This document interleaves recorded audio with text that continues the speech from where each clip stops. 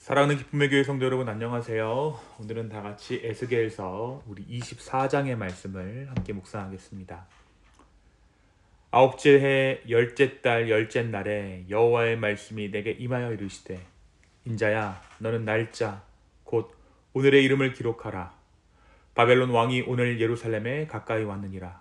너는 이 반역하는 족속에게 비유를 베풀어 이르기를 주 여호와께서 이같이 말씀하시기를 가마 하나를 건 후에 물을 붓고 양떼에서 한 마리를 골라 각을 뜨고 그 넓적다리와 어깨고기의 모든 좋은 덩이를 그 가운데 모아 넣으며 고른 뼈를 가득히 담고 그 뼈를 위하여 가마 밑에 나무를 쌓아 놓고 잘 삶되 가마 속에 뼈가 무르도록 삶을지어다. 그러므로 주 여호와께서 이같이 말씀하셨느니라. 피를 흘린 성읍 녹슨 가마 곧 그 속에 녹을 없이 하지 아니한 가마여 화 있을진저 제비 뽑을 것도 없이 그 덩이 하나하나 꺼낼지어다. 그 피가 그 가운데 있으며 피를 땅에 쏟아 티끌이 덮이게 하지 않고 맨 바위 위에 두었도다.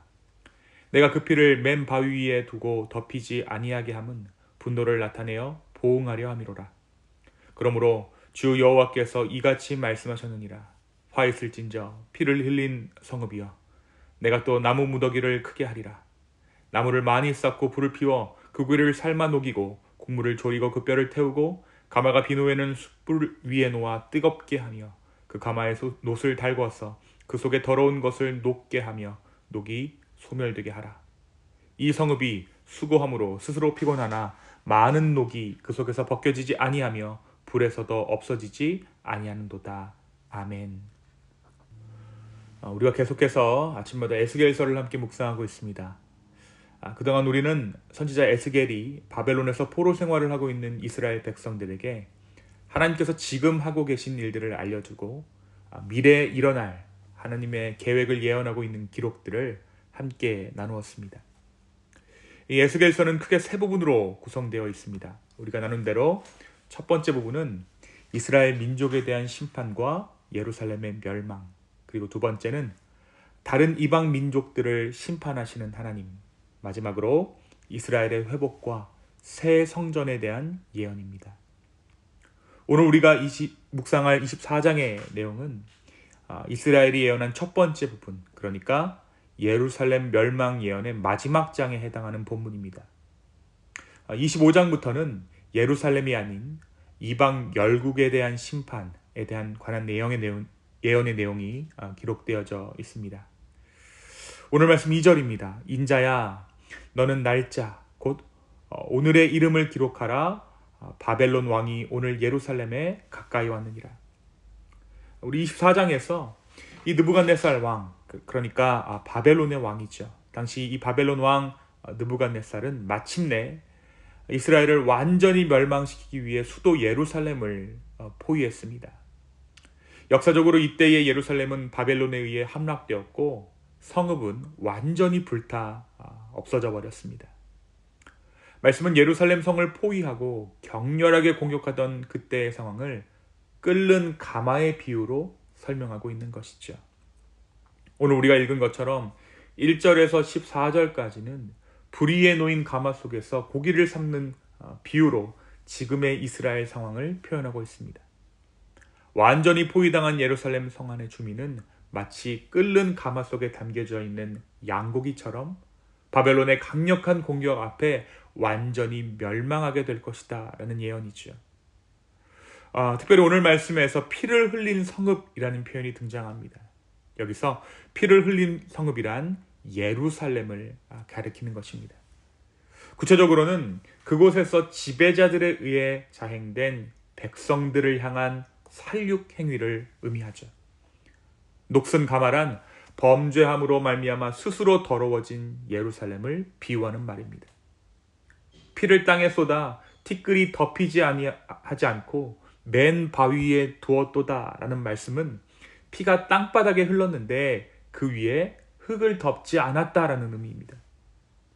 하나님의 율법에 따르면 짐승을 사냥해서 피를 흘리면 반드시 그 피는 흙을 덮어주도록 규정되어 있었습니다. 피는 곧 생명이기 때문이죠. 그래서 이 피를 먹어서도 안 되고 땅에 흘렀을 때는 흙으로 덮어줘야만 했습니다. 하지만 예루살렘 거민들은 그 피를 덮지 않고 방치해 두었다라는 것입니다.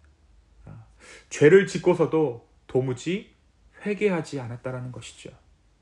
하나님께서는 그들이 행한 대로 그대로 그들에게 갚아주시겠다라고 말씀하십니다. 다시 말해 그들이 흘린 피를 방치하시겠다라는 의미죠. 하물며 그 고기를 담고 있는 가마조차도 녹스럽고 더럽기 때문에 고기들만 삶아 물러지는 것이 아니라 녹슨 가마, 그러니까 예루살렘까지도 불로 달궈서 그 더러운 것들을 녹여버리고 깨끗하게 하시겠다라고 오늘 말씀은 이야기하고 있습니다. 사랑하는 성도 여러분, 오늘 이 에스겔서 24장은 우리에게 어떤 의미를 전해주고 있을까요? 먼저 우리는 오늘 말씀을 통해서 매일 우리가 하나님께 회개하며 예배해야 하는 죄인임을 말해주고 있습니다. 당시 이스라엘은 그들의 죄에 대한 책임을 계속해서 유예했습니다. 그리고 그것을 언제든지 얼마든지 만회할 수 있을 것이다 라고 생각했습니다. 그것이 하나님의 사랑이라고 생각했죠. 하지만 시간이 지나면서 그들은 죄에 잠식되기 시작했습니다. 그리고 스스로 돌이킬 수 없는 지경까지 이르게 됩니다.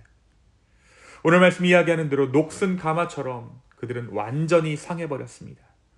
하나님께서는 그러한 그들을 그저 방치하실 수 없었던 것이죠.